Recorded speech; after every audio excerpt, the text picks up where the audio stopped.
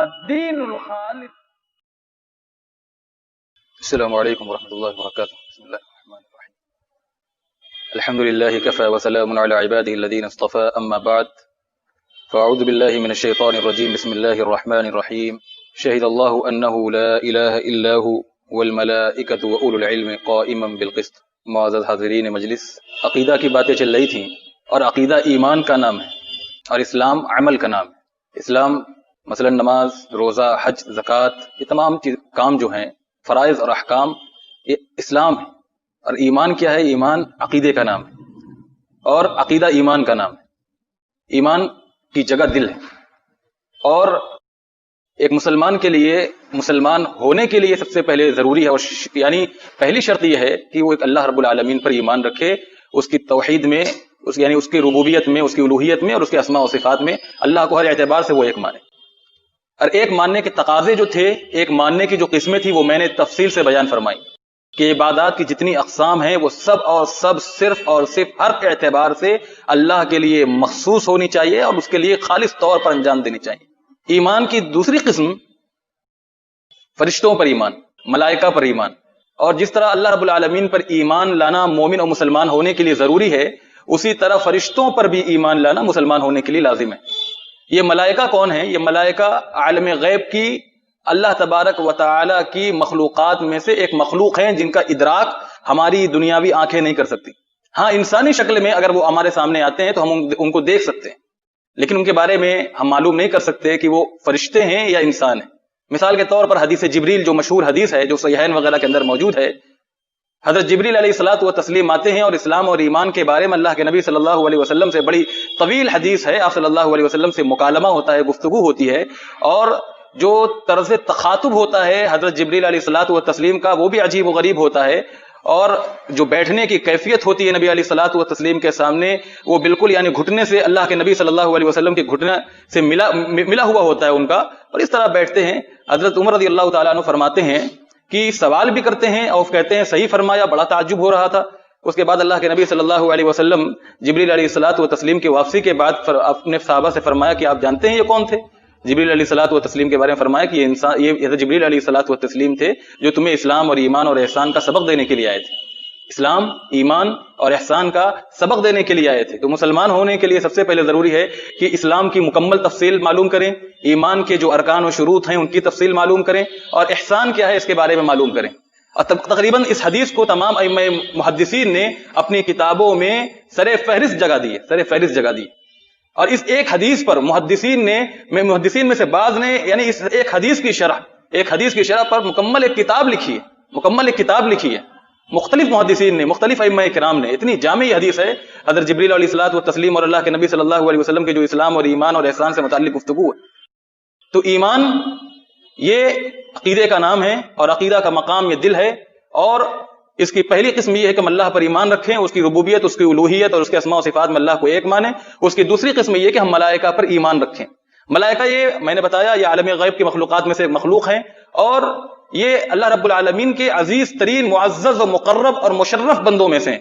یعنی کوئی ایسی ویسی مخلوق نہیں ہے، اللہ تبارک و تعالیٰ کے مقرب مخلوق میں سے. اس کی دلیل کیا ہے؟ اللہ رب العالمین قرآن مجید میں فرماتا ہے، سورہ بقرہ میں ابتدائی آیات ہے، وَإِذْ قَالَ رَبُّكَ لِلْمَلَائِكَةِ إِنِّي جَاعِلٌ فِي الْأَرْضِ خَلِيفَةً. ابھی انسان کا اس کائنات میں وجود نہیں تھا، اس کائنات میں انسانوں کا کوئی وجود نہیں تھا، اور انسانوں کی تخلیق کے سلسلے میں اللہ رب العالمین فرشتوں کے سامنے ان کی مجلسوں میں انسانوں کی پیدائش کے سلسلے میں ذکر فرما رہا تھا. تو فرشتے اتنے مقرب تھے کہ اللہ رب العالمین نے جب آدم علیہ السلام کو سجدہ کرنے کا حکم دیا تو اس میں جنات بھی شامل تھے. اسی لیے اللہ رب العالمین نے فرمایا کہ وَإِذْ قُلْنَا لِلْمَلَائِكَةِ اسْجُدُوا لِآدَمَ فَسَجَدُوا إِلَّا إِبْلِيسَ. اللہ نے شیطانوں کو مخاطب اور یعنی جنوں کو مخاطب نہیں فرمایا، بلکہ فرشتوں کو مخاطب فرمایا. فرشتے اتنے اللہ کے مقرب تھے کہ ان کی قربت کی وجہ سے جنات بھی انہی جیسے ہو گئے تھے، اللہ کی عبادت کی وجہ سے انہی جیسے مقرب ہو گئے تھے. تو اللہ نے اصل فرشتوں کو مخاطب فرمایا، اور ان فرشتوں میں جنات بھی شامل تھے اپنی عبادات کی وجہ سے، اپنی فرما برداری کی وجہ سے، اپنی تابعداری کی وجہ سے. تو اصل مخاطب کون تھے؟ جنات بھی تھے، فرشتے بھی تھے، لیکن اللہ نے فرشتوں کو مخاطب فرمایا. اسے فرشتوں کا اعزاز معلوم ہوتا ہے. لیکن ابلیس نے انکار کیا، چونکہ شیطانوں کا، جنوں کا وہ سردار تھا، اس لیے اللہ رب العالمین نے استثناء فرمایا کہ الا ابلیس، سب نے سجدہ کیا اور ایک نے سجدہ نہیں کیا، انکار کیا، وہ ابلیس تھا. فرشتے اللہ رب العالمین کے مقرب بندوں میں سے ہیں، اور اللہ رب العالمین نے ان کے اندر کوئی خواہش نہیں رکھی ہے، کوئی احتیاج اور ضرورت نہیں رکھی ہے۔ مثال کے طور پر ہم پانی کی ضرورت محسوس کرتے ہیں، ہواؤں کی ضرورت محسوس کرتے ہیں، بیوی کی ضرورت محسوس کرتے ہیں، بچوں کی ضرورت محسوس کرتے ہیں، کھانے پینے کی ضرورت محسوس کرتے ہیں۔ اللہ رب العالمین نے ہر قسم کی خواہش سے، ہر قسم کی ضرورت سے، احتیاج سے، کھانے پینے کی اور دیگر ضروریات زندگی سے محفوظ رکھا ہے۔ نہ یہ کھانے کی خواہش رکھتے ہیں، نہ یہ پیتے ہیں۔ اللہ رب العالمین کی یہ بالکل بھی نافرمانی نہیں کرتے، یہ بالکل اللہ رب العالمین کے فرما بردار ہو کر زندگی گزارتے ہیں۔ اور اللہ رب العالمین نے انہیں بعض اختیارات بھی دے رکھے ہیں، بعض چیزوں پر قدرت بھی دے رکھی ہے، یہ جب چاہیں جس کی شکل چاہیں اختیار کر سکتے ہیں، مختلف لوگوں کی صورتیں اختیار کر سکتے ہیں۔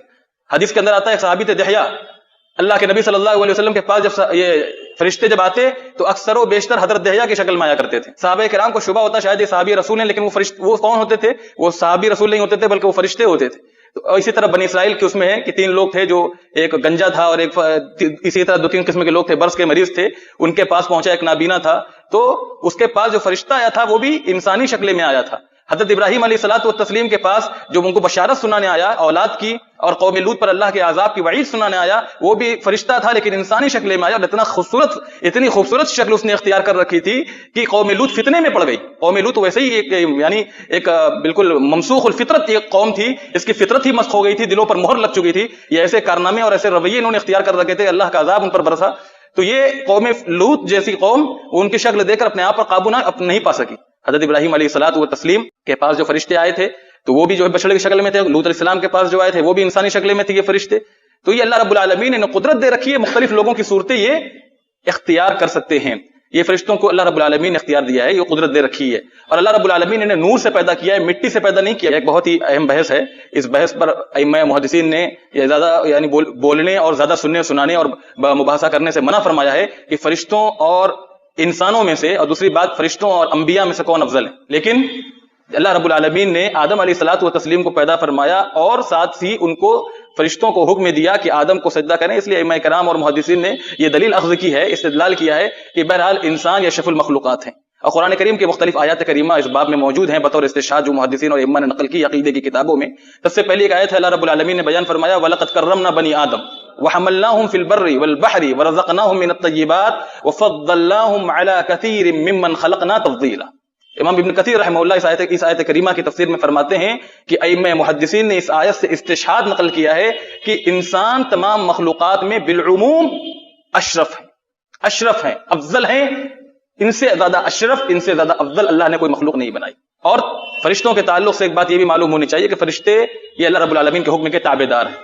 اللہ رب العالمین نے سورۃ تحریم کے اندر فرمایا لا یعصون اللہ ما امرہم ویفعلون ما یؤمرون، وہ اللہ کی ذرہ برابر بھی، یعنی رتی پر ہم جو کہتے ہیں اللہ کی بال برابر بھی نافرمانی نہیں کرتے۔ لا یعصون اللہ ما امرہم، جن باتوں کا اللہ ان کو انجام دینے کا، جن کو کرنے کا حکم دے دیتا ہے، ویفعلون ما یؤمرون، اور جن کا حکم دیا جاتا ہے وہ کر گزرتے ہیں۔ ذرہ برابر بھی اس میں تعجیل یا تاخیر ان سے صدور نہیں ہوتا۔ اسی لیے جب آدم علیہ الصلوۃ والتسلیم اور انسانوں کی پیدائش کا مسئلہ سامنے آیا فرشتوں کے، اللہ نے ان کے سامنے رکھا اور ان کی اللہ رب العالمین نے دیکھا کہ ان کی رائے کیا ہے، فرشتے کیا اندیا پیش کرتے ہیں۔ اللہ نے مشورہ نہیں لیا تھا، اللہ نے جاننا چاہا، حالانکہ اللہ کو علم تھا لیکن وہ جاننا چاہتا تھا۔ یہ دیکھیں فرشتے بظاہر کیا رائے پیش کرتے ہیں، تو اللہ رب العالمین سے انہوں نے فرمایا کہ وَنَحْنُ نُسَبِّحُ بِحَمْدِكَ وَنُقَدِّسُ لَكَ، ہم تو ہیں جو تیری عبادت کرتے ہیں، تیری تسبیح بیان کرتے ہیں، تیری تقدیس کرتے ہیں، تیری پاکی اور بڑائی اور عبادت کرتے ہیں۔ قال، اللہ رب العالمین نے فرمایا انی اعلم ما لا تعلمون، میں وہ جانتا ہوں جو تم نہیں جانتے۔ تو فرشتے صرف اور صرف اللہ کی عبادت کے لیے پیدا کیے گئے، اسی لیے قرآن کریم میں اللہ رب العالمین نے فرمایا اپنے ساتھ فرشتوں کا ذکر کرتے ہوئے شہد اللہ انہ لا الہ الا هو والملائکۃ واولو العلم قائما بالقسط، اللہ رب العالمین یہ گواہی دیتا ہے کہ اس کے علاوہ کوئی عبادت کے لائق نہیں، اور یہی گواہی فرشتے بھی دیتے ہیں اور اہل علم بھی دیتے ہیں۔ دیکھیں اللہ رب العالمین نے اپنے ذکر کے ساتھ اپنا ذکر جہاں فرمایا وہاں فرشتوں کا ذکر فرمایا، اور اہل علم میں تمام لوگ شامل ہیں، یہاں تک کہ نبی علیہ الصلوۃ والتسلیم بھی شامل ہیں، کیونکہ یہ پہلے جو قرآن کا نزول ہوا اس میں صحابہ کرام اور اللہ کے نبی صلی اللہ علیہ وسلم یہ سب کے سب شامل ہیں۔ تو فرشتوں کا اللہ رب العالمین نے ذکر فرمایا کہ شہد اللہ انہ لا الہ الا هو والملائکہ، فرشتے بھی اس بات کی گواہی دیتے ہیں کہ اللہ کے علاوہ کوئی عبادت کے لائق نہیں، والملائکہ قائما بالقسط، اور اللہ رب العالمین انصاف پر قائم ہے، اللہ رب العالمین سے ناانصافی کا صدور نہیں ہو سکتا۔ رسول کریم صلی اللہ علیہ وسلم کا فرمان ہے، صحیح مسلم کی روایت ہے، آپ صلی اللہ علیہ وسلم نے فرمایا خلق اللہ الملائکۃ من نور وخلق الجان من مارج من نار وخلق آدم مما وصف لکم. اللہ رب العالمین نے فرشتوں کو نور سے پیدا فرمایا، جنوں کو بھڑکتے ہوئے شعلے سے، اسی لیے اس کے اندر کبر آیا. جو مٹی کی اللہ رب العالمین نے وخلق آدم مما وصف لکم، آدم کو اس سے پیدا فرمایا جو تمہارے لیے جس کا وصف بیان فرمایا، یعنی مٹی سے.